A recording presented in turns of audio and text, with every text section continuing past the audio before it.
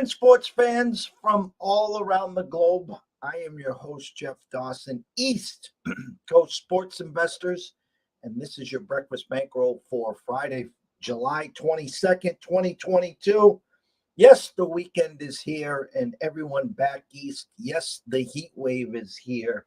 And I was talking to our special guest today behind the scenes, and I think he's bringing the heat, and that's why we have the heat wave back east. We are blessed and honored to have Ron at Ace Sports to break down the ACC today, an intriguing division.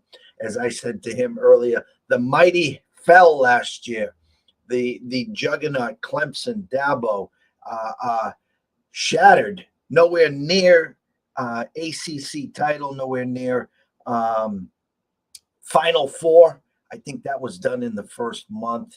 You can grab them right now, 14-1. 14-1.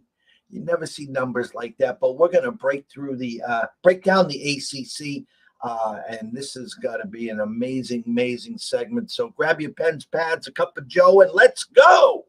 So without further ado, our special guest, Mr. Ron. Good morning, Ronnie. Good morning, Jeffrey. Everything's great on the West Coast. And by the way, I love your lead-in music. It's really charges me up. Thank you.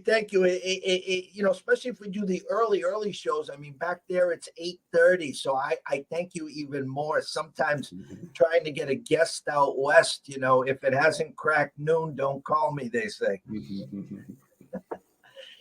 ACC, as I said in the intro, the mighty has fallen. The Clemson Tigers, Dabo, just a chokehold on this conference forever. Wheels fell off last year. And I actually give him especially a lot of credit, where a lot of teams in their makeup, once they have no shot at the Final Four, they kind of mail it in. Dabo was able to really keep the team focused, keep them moving, keep them motivated.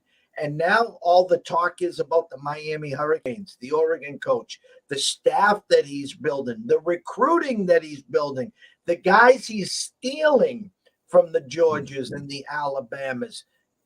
Thoughts initially on what the hell's going on over there? Oh, and Miami is trying to do something that I guess Mark Richt couldn't do, and their previous coach couldn't do as well. All fine records, but Miami fancies itself as a top 10 team. The ACC is better when Miami and Florida State is better, and they're just hoping that Cristobal could do something that the other two can't. Great staff, like you said, perhaps the best quarterback in the league, and Van Dyke coming back with, I think he's 6'4", and he has first-round NFL talent. But as we'll discuss, the league is loaded this year, and it's not going to be an easy path. How fast he gets the thing going is going to be interesting. The Clemson side, just to briefly touch upon them, they escaped. They had 3 games where teams left it at the 2-yard line, the 11-yard line. It got down to the wire. The offense really didn't deliver. So another fascinating piece to see whether they're all the way back this year. Well, I'm going to see how good we do here. I'm going to try to bring up you blessed us with your PowerPoint here that we'd like to break down. And let's see. I am not the sharpest tool in the kitchen, but we're going to do our best to bring it up here and let you take it away here and see if we can bring that up. And I'm going to scroll down there. Okay, your ACC preview discussion, the conference overview, QB's rule the day, divisional imbalance. Yeah, so basically, if you look at the ACC, it's got the best quarterbacks in the NCAA this year. We've got, out of the 14 teams, 10 returning starting quarterbacks with multiple years of experience. 3 considered for first-round consideration. You're talking about, and we can start with Clemson, obviously a down year for the Clemson quarterback last year. But he was a former top-tier recruit out of high school. You realize in 2020, when he subbed for Lawrence, who missed a couple of games due to COVID, he threw for almost 800 yards in 2 games. So the talent is there. And then you've got Hartman at Wake Forest, 39 touchdown passes. We mentioned Van Dyke of Miami. We could talk about North Carolina State's quarterback, Leary, 35 touchdowns, 5 interceptions. It goes on and on and on in this week. The great threat at Louisville, Cunningham, a run-pass balance guy. There's only 4 teams that are down quarterbacks from last year. 2 of them have interesting replacements, including the replacement at Pittsburgh, where we go from Kenny Pickett to Slovis of USC. I believe he had somewhere in the 50s in terms of touchdown passes. He has 26 starts. Grant Wells has 23 starts. He's at another ACC school. So it's really only Duke and North Carolina that's down in the quarterback battle. Amazing pressure on all the ACC defenses this year. It's just a quarterback-driven league. And the imbalance I'm talking about is if you take any of the 7 teams, the 6 teams that Clemson faces, from Boston College and Syracuse all the way to Florida State, Louisville, and so on, massive returning depth. If Clemson doesn't repeat this year, it may not because they're not better. It could be just because North Carolina State is loaded this year. Wake Forest brings back a ton of talent. Louisville brings back a ton of talent. Florida State brings back a ton of talent. I'm telling you, Jeff, that if any of these teams went to the other side, the Coastal, where you have 4 new coaches and a lot less returning depth, they would challenge for the title. I think Louisville would be first or second on the Coastal Division side. I think Florida State would be in that mix. North Carolina State would run away with it. This is really the first time I'm seeing a tremendous imbalance in the 2 divisions. Before we move on, now the locals here at BC, they're also returning the same QB, or did they have a transfer moving in? No, they have Jerkovic coming back. He has an NFL size. He's there. He's 6'4", 6'5", or something like that. Nice kid. He played hurt all of last year. His pass percentage was down in the 54% range. But we saw the year before that he does something that other quarterbacks don't do in this dink and dunk world. His yards per completion is way up there. So we know he has the arm strength. We know he hit over 60% in 2020. So just a return to health. And, I think that you're going to see somebody who might be first or second day in the NFL draft. He comes back and he elevates the Boston College team. But I do have to mention, now that we're on Boston College, this is a factory in terms of the way they produce offensive linemen, but they're really down on offensive linemen this year. I think they return 1 starter, so that's going to be something to watch. Okay, so we dig into your ACC 4 new coaches: Duke, Miami, Virginia Tech. Yeah, always variance when you have new coaches. So when you're talking about Duke, not only do you bring in a new coach, but you're bringing in a coach with a team with the fewest returning starters in the entire ACC. That's not a great recipe. You're also bringing in no new quarterbacks. You've got a quarterback who hasn't thrown a pass in the NCAA. So they're starting from scratch. I do like their new head coach. He was a defensive coordinator at Wake Forest. He was also, I believe, at Notre Dame. A tremendous defensive background. I think we're looking at 1 step back, 2 steps forward. Just do not expect much from Duke this year. Miami, it's about meeting at. Oh, go ahead. No, the Duke, on social media especially, they're talking about this could be one of the cellar dwellers in the whole country this year. Is it more based upon what you just said? 1 step forward, 2 steps back. Is it also the addition of how strong the ACC is this year? Yeah. Actually, I misspoke. I'd say 1 step back, 2 steps forward, because I don't want to get on the wrong thing. It's definitely an indication, or because of the ACC being so strong, they're fighting that uphill battle. But I think they get this turned around in 2024. They could be a playoff team. It's going to be a mess in that. Of course, we're not going to have divisions after this. We're going to go to 14 teams scramble mode. So there's not going to be an imbalance anymore. I'm surprised he took the job because I thought he could get almost. I thought he could be in the running for 5 or 6 jobs, but he likes the culture there, and I think he's going to do well, but he's going to need time. Miami meeting expectations. Ron, I always talk about, are we buying the sizzle or are we buying the steak? Now, we know it takes a few years to get your players in, to get rid of the last coaches. I don't want to call it trash. Their recruits versus your recruits. He has built a dream team for a staff. He's winning the recruiting battles. But as this season's going to go, the hype's just going to get big and bigger. On July 22nd, before we start the actual season, can you give us any level-headed expectations for the 2022 season for the Hurricanes? Yeah. Great points. They won the recruiting battle. The transfer portal fits them perfectly because of where they are and who they are. And Cristobal has always been a top-notch recruiter. He did it at Oregon. So they are lucky to be in the Coastal Division because I have them, even with high variance, the team to beat in the division. They have the key home games where they face their most hated rivals at home. I think they hit the ground running because they have a quarterback who might be the best in the ACC, like I mentioned. I think their ceiling is 9 or 10 wins. Their floor could be less if we think that the parts won't gel fast enough. But I have them as the favorite for the ACC. So we'll know early how fast this develops.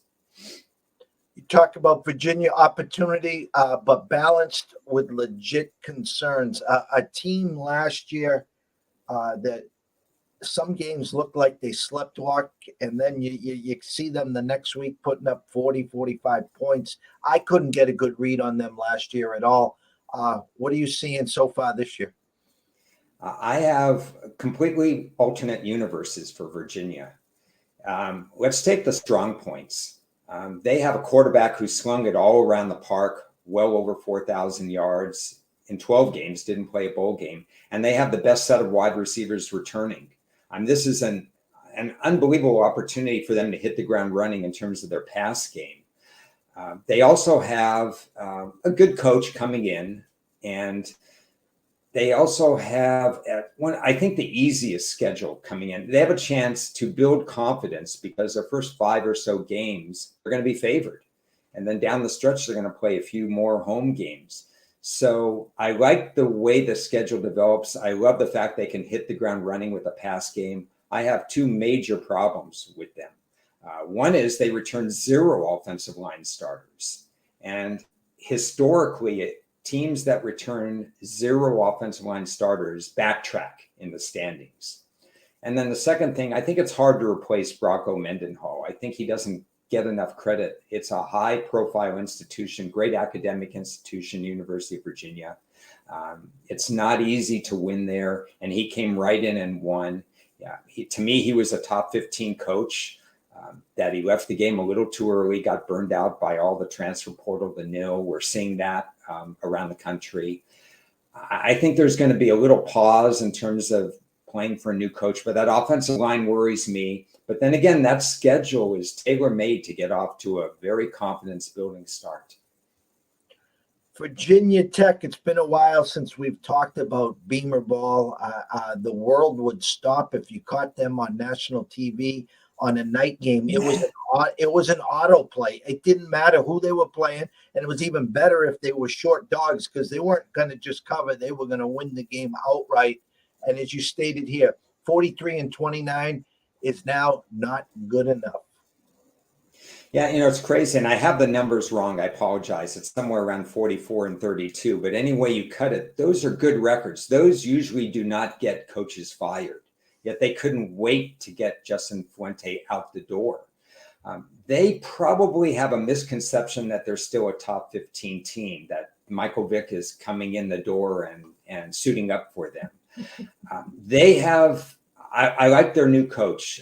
If you saw him at ACC Media Days, he's a smart dresser, that's for sure.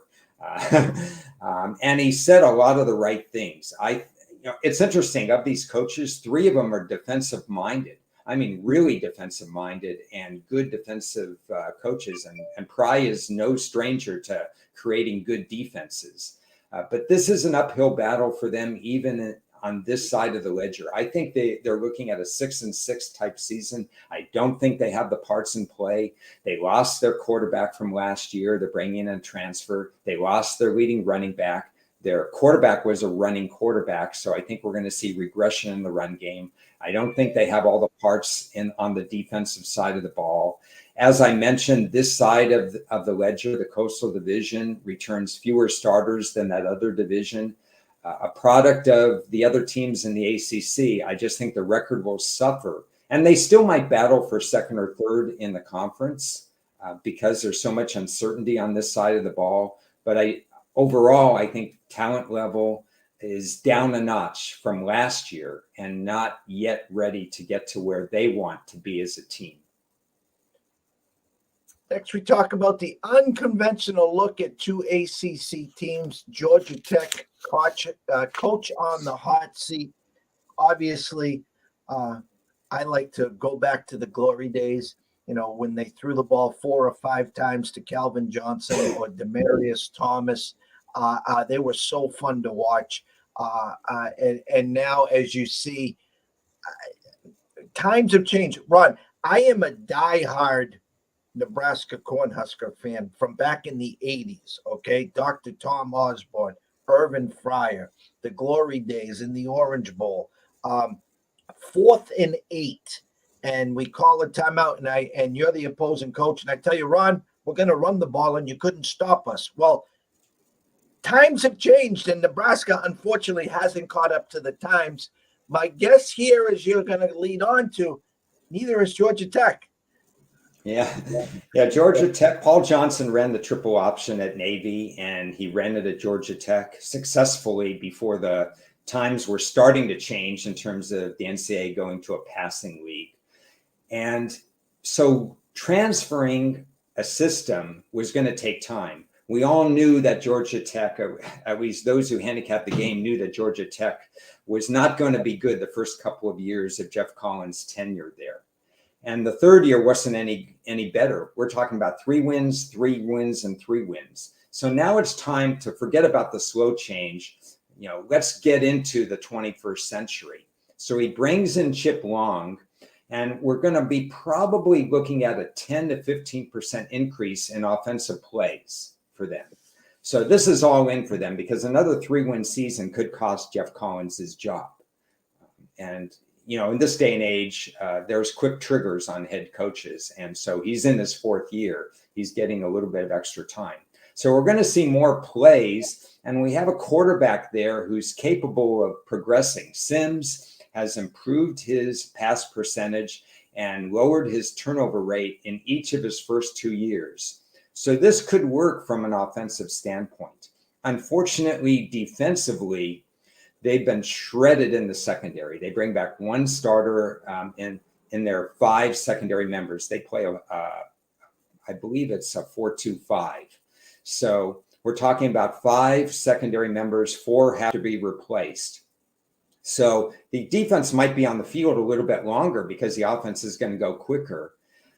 Instead of looking at season wins, I like to do kind of unconventional dives into these teams. So I have a game plan coming into the season, and that's to look at September games and look at playing the overs on their games. And the reason I say that is because Georgia Tech's going to try to put up more points, but Georgia Tech's going to yield more points. I think before the odds makers catch up, we're going to see more plays per game. We're going to see a secondary that's not ready to handle these 10 unbelievable quarterbacks in the ACC.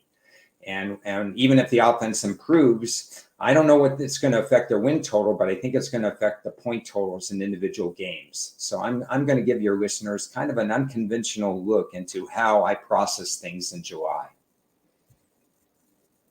So it's funny, Ron, is I'm trying to break down the game. I'm a numbers guy, I'm a market guy. So you got the opening lines, the spreads, then you got the under overs, and then most people don't take it to the next level is when you dig into team totals. Do the team totals, are they shaded towards the under? Are they shaded towards the over? Do basic math. Uh, and then you can try to, all right, I think the spread's spot on. I don't want to mess with the total, but Georgia Tech team total 27 and a half, juiced under minus 115. So you're telling us initially here in late July that could be an angle that we could look at? I'm looking at not the team totals for Georgia Tech, but the overall game total. Okay. So because with Georgia Tech opens at Clemson, Clemson has the best defensive line in the country. They've got 3 surefire first round picks on the defensive line, and maybe even a 4th. It's going to be crazy. So maybe it is a good time not to run the ball, try to run the ball on Clemson, but try to pass the ball. And then Pittsburgh has their sack machine, 151 sacks, and in a 3-year period. No, I'm saying look at the overall game total. Georgia Tech points will rise, but Georgia Tech point defense will rise as well. You may not want to play the Clemson game, but games 2, 3, 4 in September, there may be some juicy spots before we figure out that Georgia Tech games are now 40-20 instead of 30-10. And also, as you stated in the ACC, the quarterback play is so well and with a secondary that looks so bleak that will obviously, with Georgia Tech trying to pick up the pace offensively, that's your step backwards to 2 steps forward. Where our offense is picking up. Just give us time to work on our secondary and defense. Yeah, I don't know if the coach will have time, but it's going to be an interesting year. And I think we're going to talk about shootouts with Georgia Tech. And we haven't really matched the word shootout in Georgia Tech in a number of years. So that's my take. If I have to pivot from that, I have to be aware of that. I've got my team sheets. I've got all my notes on it. If they're not meeting expectations, I'll know it based on what my expectations are at the end of September and so on. But that's my game plan going in. And I strongly believe in having game plans before you start the season, so you're not overreacting during the season. And so should we go in? It's Clemson on a bounce back year in Death Valley. And basically with that thought process, but it doesn't matter if they get shut out or put up a field goal. The next 3 games in September will be the telltale sign that you're actually talking about. Yeah, I think so, because Clemson's defense just might be too good to shut down any defense. And remember that the new offensive coordinator is going to be implementing it in game 1. Maybe he'll learn something from game 1. You don't know whether it's going to be implemented perfectly right away, whether it's going to catch teams off guard. However they look against Clemson, they're going to look a lot better against every other team on the schedule because Clemson's defense is that good. Unconventional look at 2 ACC teams. FSU, coach on the hot seat. Another team I like to bring back in the glory days with Coach Bowden. A lot of times 12 o'clock, first game on. Horse comes out, gets up to midfield with the spear, the chants. The fun times back in those days. And it's been a while. And now you're talking coach on a hot seat. Yeah, so this will be another unconventional look, because while I think Florida State is improved, like I've said, so is Louisville, so is Syracuse, so is Boston College. Yeah, Clemson should be better. North Carolina State returns something like 19 starters. I don't know if we see it in the win column, but I believe Florida State can compete with anybody. There's not going to be a buzz, which is good for handicappers.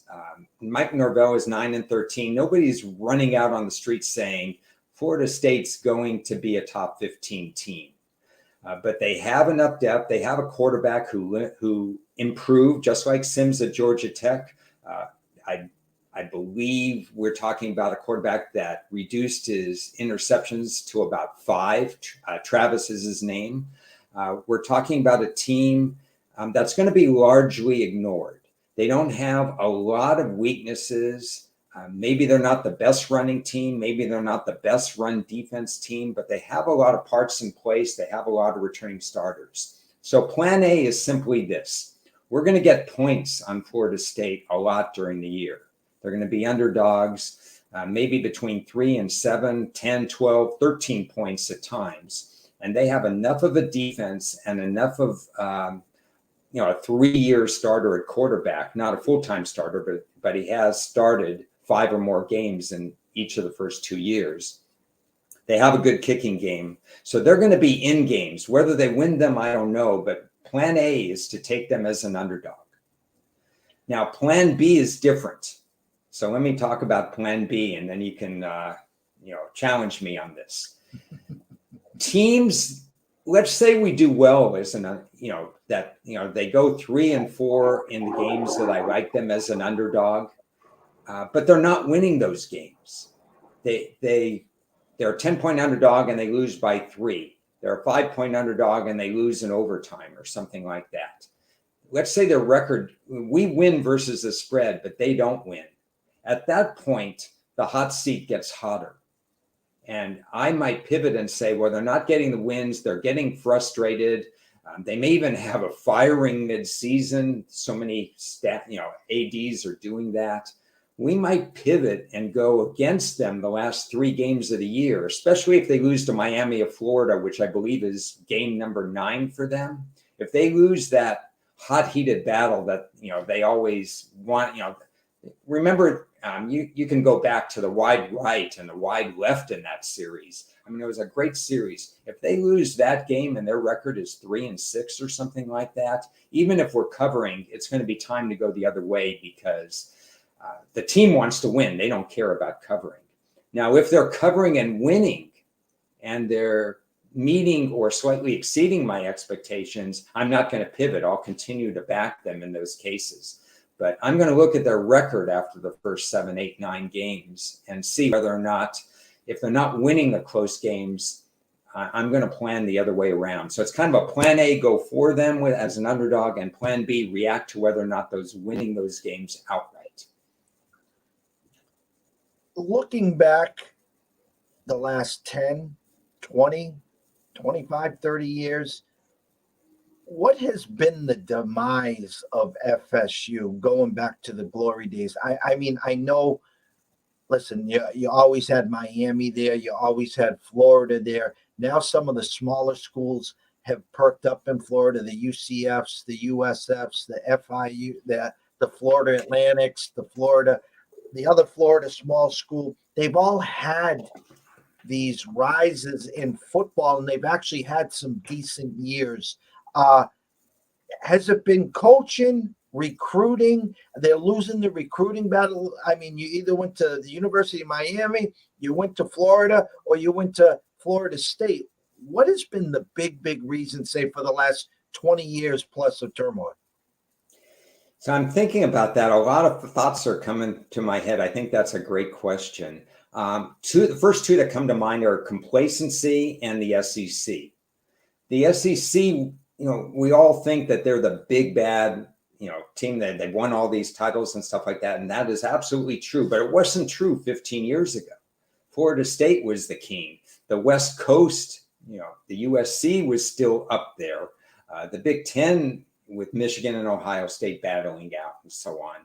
Oklahoma was up there. Kansas State was up there. And Florida State and Miami were certainly part of that. So the SEC really got it there. But also, I think there's some of that where a coach stays too long, maybe. Bobby Bowden the last few years, they said that about Frank Beamer. They try to oust even Bill Snyder at Kansas State. You can name these coaches that are 20 plus years, and maybe they stop digging, behind the scenes and they just relied on reputation and recruiting. And maybe they got out recruited. Maybe they didn't try new things offensively, scheme wise, or defensively. I would say those are the two things, the rise of the SEC and the complacency on long-term coaching staffs. I like your thoughts there, especially the complacency, because it reminds me of, do you know who we are? Do you know who Florida State is? And it was like, well, if you don't want to come here, so what? We don't need you. We're just going to get, there's a line out the door there. And you talked about Bobby sticking on too late. And it's hard to decide when to move on. And I'm not trying to cross sports here, but we're battling it back here in New England now with Bill Belichick, where a lot of the locals saw Tom leave, and we pushed him out the door, and he goes and wins the title with Tampa Bay. Now we got our quote unquote new quarterback. We just decided who the offensive coordinator is and who the defensive, who's calling the plays. But it's so much turmoil back here. It's like you just talked about Bobby Bowden. Bill Belichick is a legend. We get that. We thank him for all the rings. We thank him daily for the 2 decades of what he brought. But it seems like he has lost a little on the fastball. Well, it's interesting. I agree and disagree. So, just to take the other side of the story, and I'm going to put Pete Carroll in there too. Pete Carroll and Bill Belichick are roughly the same age, late 60s. I think the fact that both have new quarterbacks there, Russell Wilson is gone and Tom Brady is gone, has rejuvenated them. They want to see what they could do with New England's turned over their roster and Seattle has completely turned over their roster. I think they're digging their heels and they're running laps and they're looking at this as a challenge. Can I build from scratch? Can I do this? And if that doesn't work, they're out the door.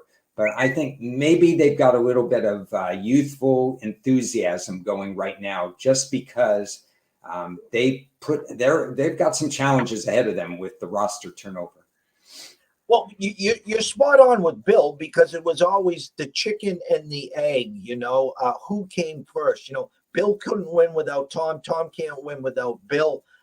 When they brought in Garoppolo, listen, Father Time eventually catches up. So they were being proactive because Bill wanted to show to the world it's his system. That's why we're doing so well. We're grooming Jimmy. So when Tom crashes and burns, as he was started to, Ron, he was starting to decline. The drafting of Jimmy G woke his ass up and says, whoa, wait a minute. I still got years to go. And he took it to another level. And now the rest is history. Aaron Rodgers is another example. Boy, was he pissed off about the Jordan Love signing. But never forget, Bill Belichick went 11-5 with Matt Castle, who I don't even know if he started a game at USC. And he went 11-5 with Matt Castle. So he still has a few brain cells in there. Initially, here, your final thoughts, the big picture for the ACC in 22 and beyond. This is a great year to have 10 perhaps NFL caliber quarterbacks, or at least 10 of the best quarterbacks in the best quarterback league, because USC and UCLA are 2 years away from changing the landscape again in college football. The ACC doesn't know if they're the third best team. They're waiting, third best league. We don't know what's going on with the Big 12. We don't know what's going on with the Pac-12, whether there's going to be a Pac-12, Pac-10, and so on and so forth. I think because the ACC is going to look so good this year, that it's going to enhance their position in the market. So this is a great time to have the potential of Miami being back, the potential. We don't know if NC State will meet expectations. Iowa State didn't meet expectations last year. Indiana didn't. North Carolina State is now the hunted. They're not the hunter anymore. But on paper, North Carolina State has every bit as much a chance to win the ACC as any other team. So we're going to find this out in the ACC, but it's locked and loaded for 5, 6, 7 teams to be in the top 25. So this is a great time of year for that. I put in that August 27th yet, because the more we talk about football, the more, let's go, let's have the kickoff. Well, you got me all excited here about the ACC. Again, I'm about an hour 15 from Chestnut Hill. I try to get out to one game a year. I saw a handful of years back on a Friday night, BC 17-point underdogs to the mighty USC, and they beat them outright. I saw them play a Notre Dame team tooth and nail and then run out of gas.